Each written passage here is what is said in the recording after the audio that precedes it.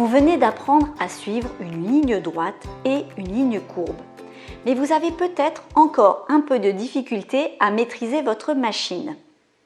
Il est tout à fait normal au début de votre apprentissage d'avoir quelques petits soucis pour suivre une ligne, une courbe et aussi à réussir à adapter la vitesse de votre machine. Avec les fiches d'entraînement que je vous propose, vous allez pouvoir vous perfectionner et apprendre à mieux contrôler votre machine. La couture s'acquiert avec la pratique et l'expérience. Alors, même si au début, vous pouvez trouver cela un peu difficile, je peux vous assurer qu'avec le temps, vous n'aurez plus besoin de vous concentrer autant pour coudre. Tout cela se fera de manière naturelle et simple. Je vous propose donc, pour vous entraîner, de le faire avec cette série de 10 fiches. Dans chacune de ces fiches, je reprends des éléments de patron.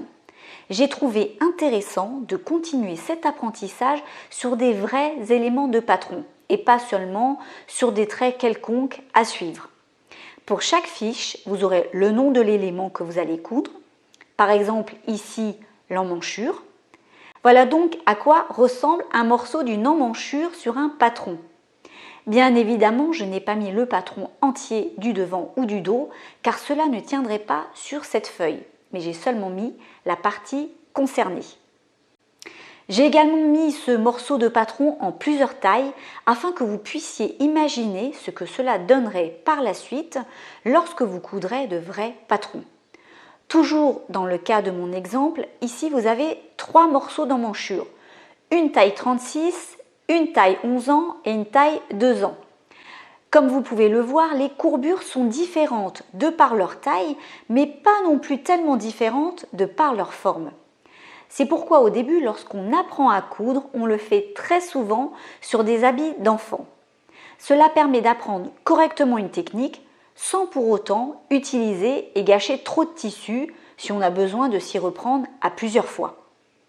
Pour faire cette fiche ainsi que les fiches suivantes, il vous suffit de positionner le bord du pied presseur le long du trait. En effet, lorsque nous cousons, nous prenons essentiellement pour repère le bord du pied presseur. L'aiguille va donc piquer à côté du trait et c'est tout à fait normal puisqu'il faut imaginer que le trait représente le bord de votre tissu. Il est donc normal de laisser une marge de couture.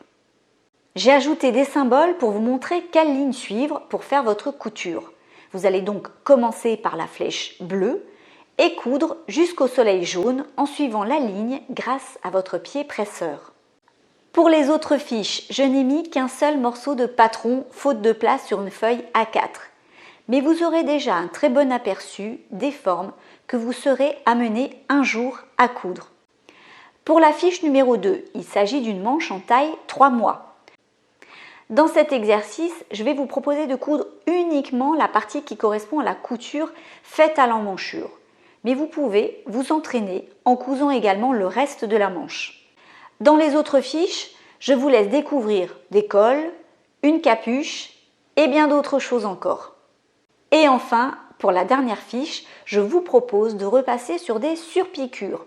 Et oui, les coutures ne servent pas qu'à assembler, elles peuvent permettre également une touche décorative.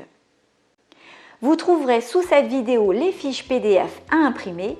Vous pouvez soit toutes les imprimer d'un coup, soit imprimer seulement les fiches que vous avez besoin de travailler. À vous de jouer!